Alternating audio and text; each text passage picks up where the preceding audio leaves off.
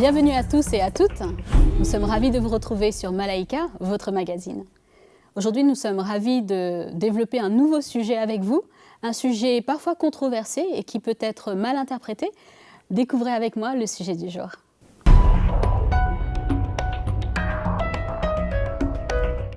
Donc voilà, le sujet du jour, c'est la sanctification du chrétien. Qu'est-ce que c'est la sanctification? Comment arrive-t-on à être sanctifié en tant que chrétien? Nous allons essayer de répondre bien sûr à ces questions avec Mama Audrey, Mama Janine et Magali, n'est-ce pas? Tout à fait. Sujet, est-ce qu'on va avoir un mot nouveau aujourd'hui, Magali? Non, pas vraiment, mais pas mal de versets pour une fois. Ah, ok. Et donc du coup, Mama Audrey, pour étayer un petit peu notre propos, nous avons un invité du jour, qui est donc le pasteur Fabien Larubarbe, qui nous vient de l'île Maurice. Bonjour, pasteur. Bonjour, merci de m'avoir accueilli ici avec vous. C'est un plaisir. C'est un plaisir pour nous, le plaisir est partagé. Donc justement, on parlait de la sanctification. Qu'est-ce que c'est de se sanctifier? Quand la parole de Dieu nous dit que nous sommes saints, est-ce que ça veut dire que ça y est, nous avons une auréole sur la tête, nous sommes déjà des anges et donc nous pouvons rentrer au ciel sans aucun problème? Nous allons essayer de voir si c'est le cas dans un petit moment avec la rubrique de Mag. Donc justement, Magali, pour se situer un peu dans notre contexte aujourd'hui, qu'est-ce que c'est la sanctification? Alors Nadège, pour vraiment définir ce terme, il n'y a pas mieux que la Bible, finalement, pour le définir. Parce que dans le dictionnaire, c'est toujours un petit peu... ce terme est tellement vaste que j'ai préféré, cette fois-ci, une fois n'est pas coutume, trouver un petit peu la définition dans la parole de Dieu. Alors je suis allée lire un petit peu dans des Thessaloniciens. Alors je ne vais pas rentrer dans les détails parce qu'il y a des invités qui vont pouvoir parler mieux de ça que moi. Alors Paul dit cela, il écrit ça aux disciples et il dit « Ce que Dieu veut, c'est votre sanctification, en fait, c'est que vous vous absteniez de l'impudicité, c'est que chacun sache posséder son corps dans la sainteté et l'honnêteté. » Voilà un petit peu ce que j'ai trouvé, en tout cas, dans un dictionnaire théologique, sans vous livrer à une convoitise passionnée. Donc voilà un petit peu la sanctification en quelques versets. C'est l'appel à la sanctification, à la sainteté. Alors, en gros, c'est aussi le processus par lequel une personne se libère du péché et devient pure et sainte. Alors, c'est vrai que, vu comme ça paraît difficile. Idyllique. Voilà, tout à fait. Et quand je regarde un petit peu, j'ai fait pas mal de lectures dans tout ce qui est forum chrétien africain. On voit qu'il y a deux écoles de pensée qui s'opposent, Nadège, sur le sujet. Vous avez d'abord la sanctification progressive. Alors, cette première école, c'est que l'œuvre du croyant, par grâce, et les décisions du croyant sont prises à la nouvelle naissance. Donc, on est sanctifié quand on est de nouveau, en fait. Et il y a donc cette première école de pensée pense que dès qu'on est né de nouveau, on est sanctifié et puis c'est tout. Et vous avez cette deuxième école de pensée. Là, c'est une sanctification qui se dit entière, qui est complète dès lors qu'on est de nouveau.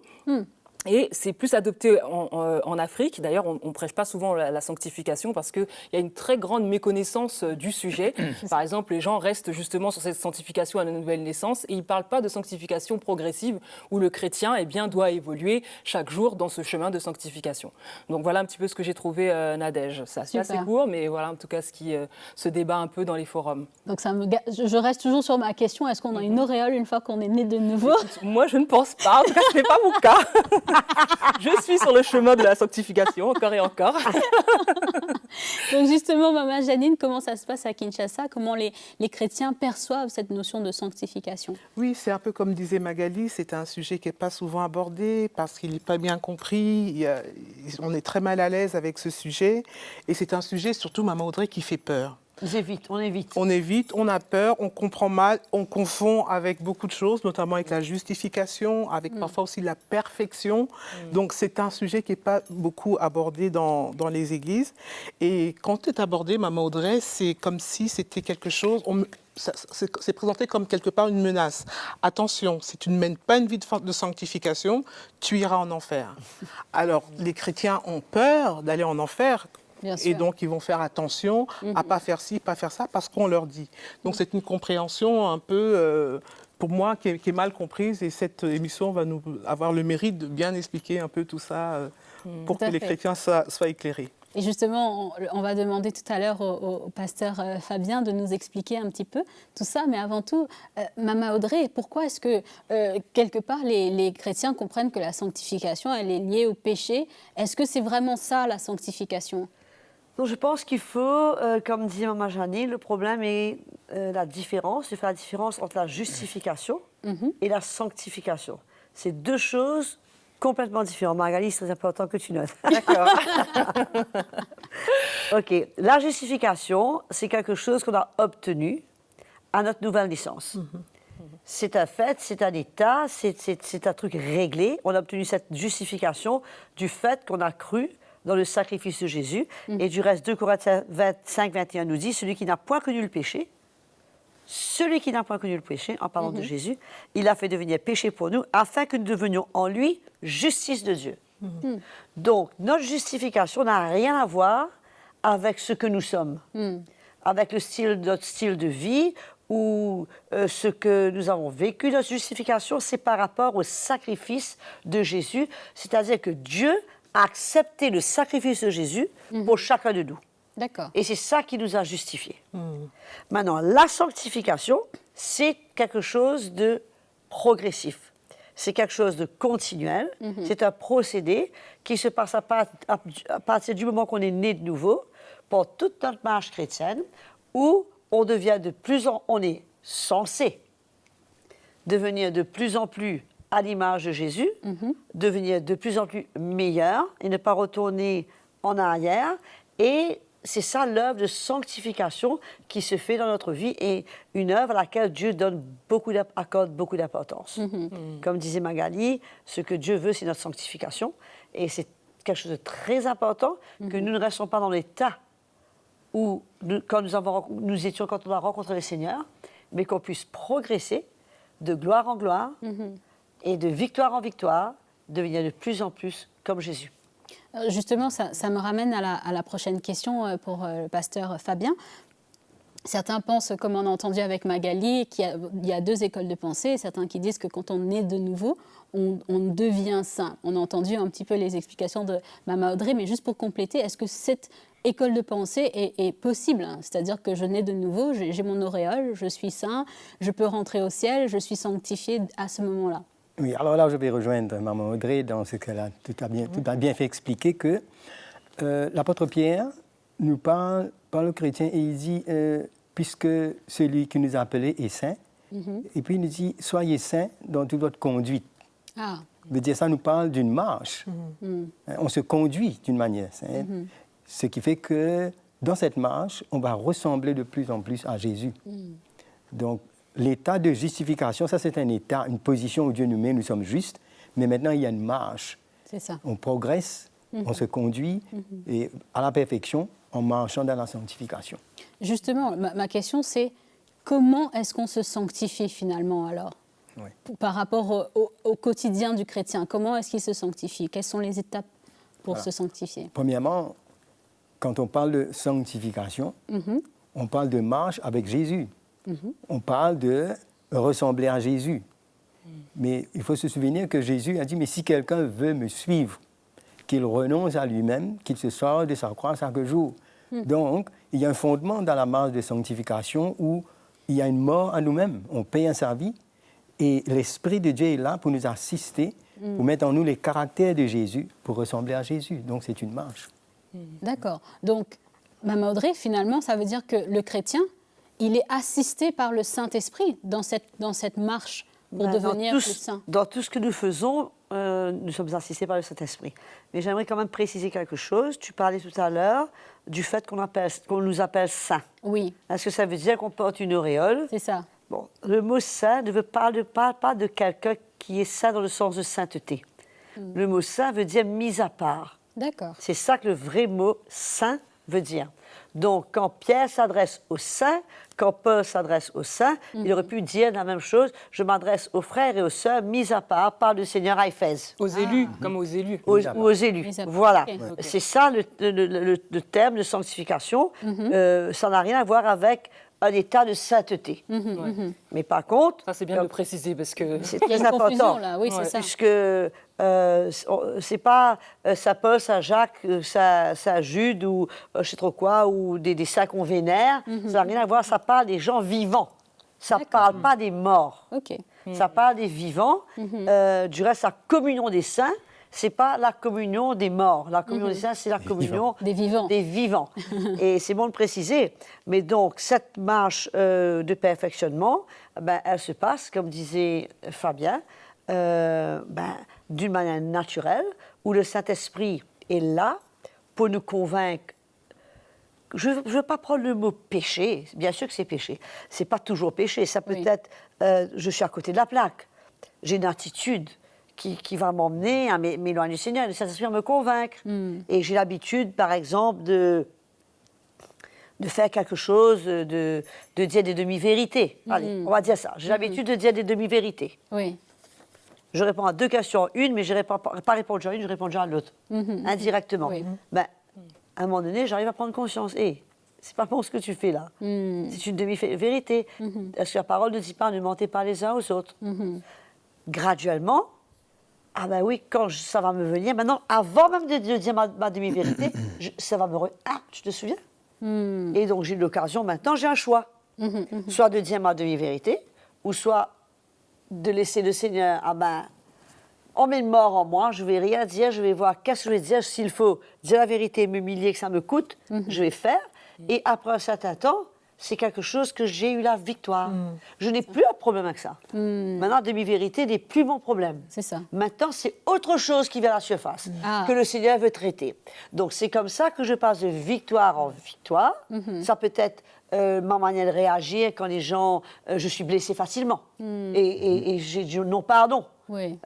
Et c'est quelque chose que je traîne longtemps. Peut-être à un moment donné, au lieu de traîner ça 6 mois, je vais traîner 1 mois. Après, je traînais 15 jours. Après 15 jours, je me sais convaincre plus facilement. À un moment donné, je suis arrivée à pouvoir pardonner le jour même. Donc, c'est une victoire que j'ai eue. C'est ça, le procédé de la sanctification. C'est intéressant d'entendre ça comme ça parce que, pasteur Fabien, certains croient que de s'abstenir de faire certaines choses, c'est ça qui les sanctifie en fait. Par exemple, de s'abstenir d'aller en boîte ou de boire de l'alcool ou de faire toute la liste de péchés ou d'aller au cinéma ou des actions qui sont considérées comme des actions du monde.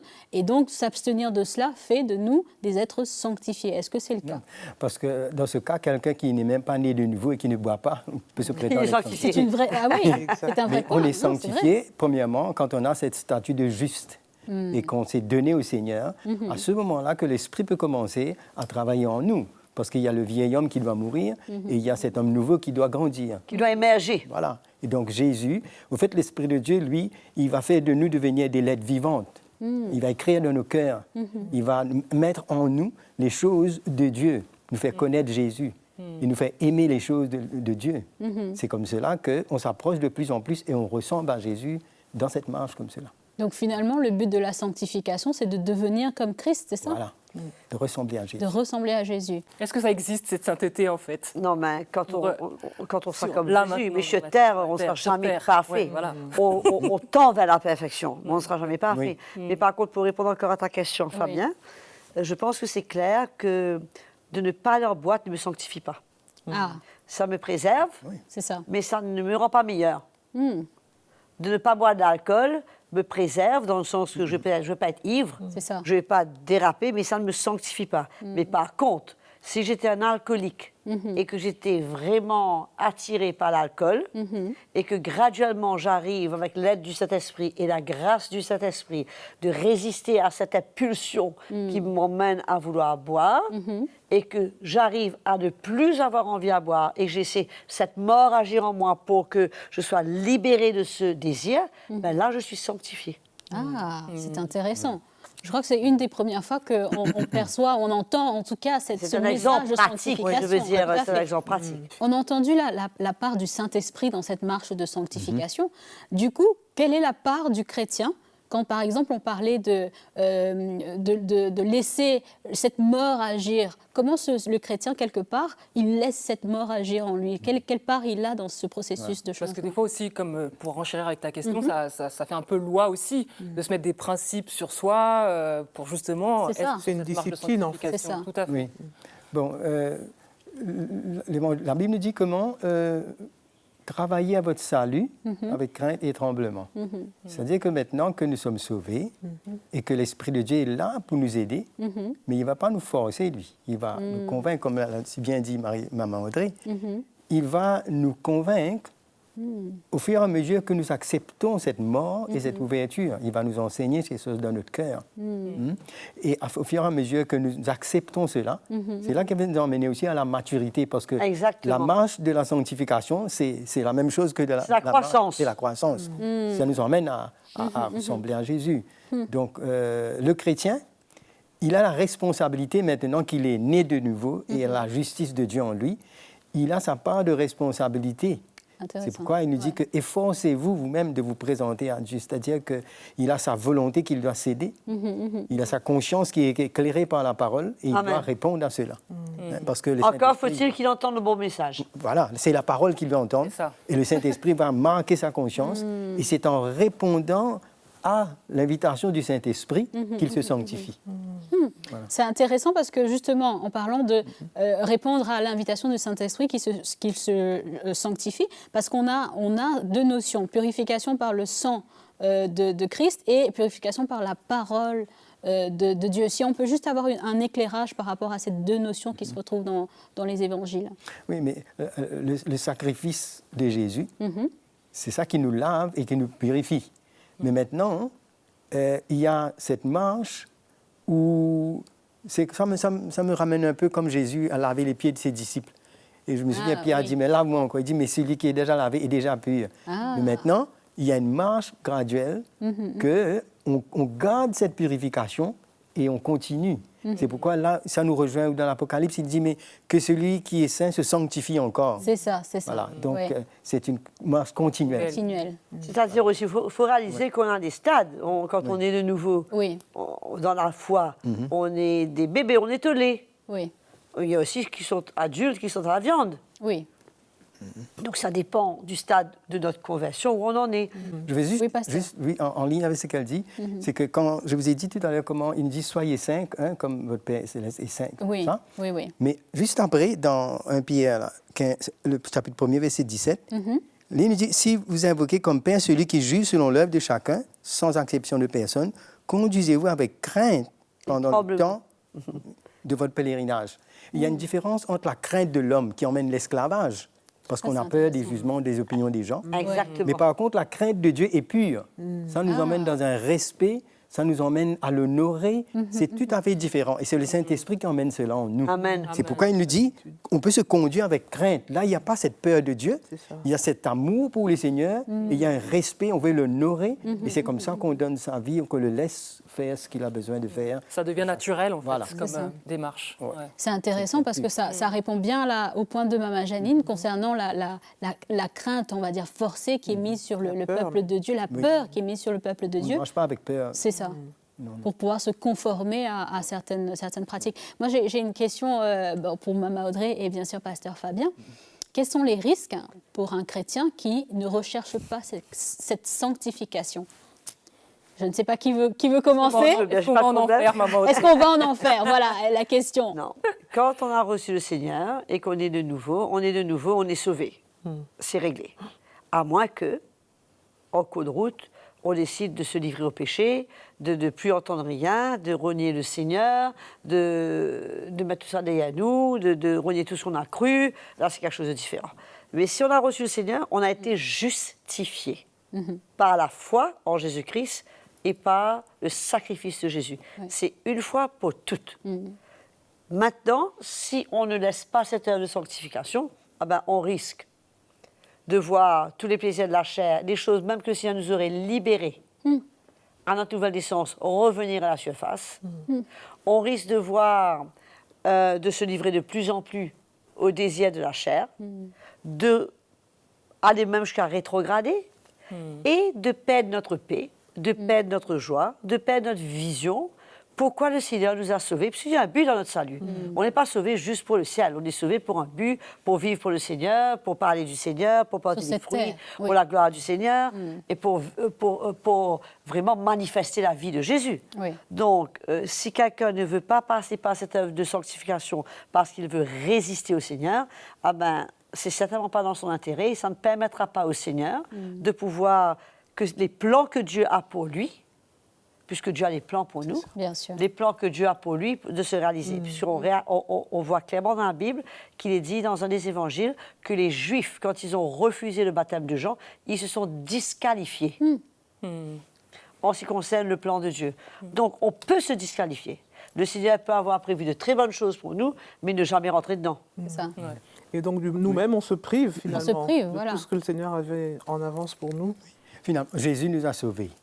On ne reste pas un chrétien justifié simplement, mais l'aboutissement même du salut, ça passe par la sanctification. Exactement. Et si le chrétien ne prend pas ce chemin, il va rester un bébé. Exactement. Il ne va pas grandir. Donc, il va rater le but de son salut, de ressembler à Jésus. Il va manquer de liberté. Il va devenir un esclave. Et ce qui est pire, dans ce que Fabien disait, c'est que le chrétien qui refuse la sanctification, il va rester un bébé. C'est ça. Mais ce qui est pire, c'est que selon les enseignements qui sont aujourd'hui dans l'Église, en général, c'est que les gens, ils comprennent la croissance par rapport à ce qu'ils comprennent des évangiles, ce qu'ils mémorisent des évangiles, le nombre d'heures qu'ils prient, C'est ça. le nombre d'heures des versets qu'ils connaissent par cœur. C'est vrai. Et eux, ils vont s'appuyer dessus, pensant qu'ils sont en train de grandir. Et au fait, ils sont en train de mal interpréter et mal comprendre tout ce qui se passe. Et ils sont toujours en train de comprendre l'évangile comme des bébés. Et ils essaient de vivre comme des adultes. C'est ça. Oui. Et aussi, j'ajouterais que même en tant qu'un bébé, il peut manifester les dons de l'esprit. Il peut Exactement. exercer sa foi. Et ça nous revient comment Jésus peut dire, mais je ne vous connais pas. Pourtant, ils ont fait toutes ces choses.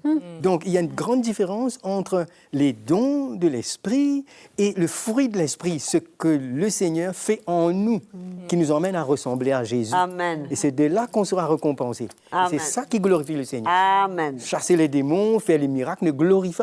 Dans un sens, c'est bien. Ouais, Mais c'est le Père est glorifié quand on porte des fruits, quand on ressemble à son Ça. Fils. Amen. C'est ça le Incroyable. chemin de la sanctification. Incroyable. Ben, en tout cas, c'est très, très clair. Mama Audrey, pour continuer justement pour ces chrétiens qui peut-être hésitent par rapport à la sanctification, donc on parlait d'un message qu'ils doivent entendre pour pouvoir les aider à arriver à cette sanctification. De quel message s'agit-il? Ben, je crois que le message que les premiers chrétiens entendaient, l'évangile apostolique que Paul a prêché, le message de Jésus, revenir à tout ce que Jésus a dit, prendre au sérieux les paroles de Jésus, le message que les apôtres ont prêché, le message de la première Église qui faisait que ces chrétiens grandissaient à une vitesse extraordinaire. Quand on voit Étienne qui est né de nouveau, à peine que l'Église des Actes commence à se faire, on nomme des diacres, ce garçon va avec des révélations, il va jusqu'à donner sa vie d'une manière littérale, Oui. et mourir pour la cause de Christ, et tout en proclamant la vérité sans aucune crainte, sans rien. Donc, il se nourrissait bien de quelque chose, de sûr. notre frère Étienne. Oui. Il y avait bien quelque chose qu'il entendait, qui était déposé dans son cœur, qui faisait qu'il pouvait vivre comme cela.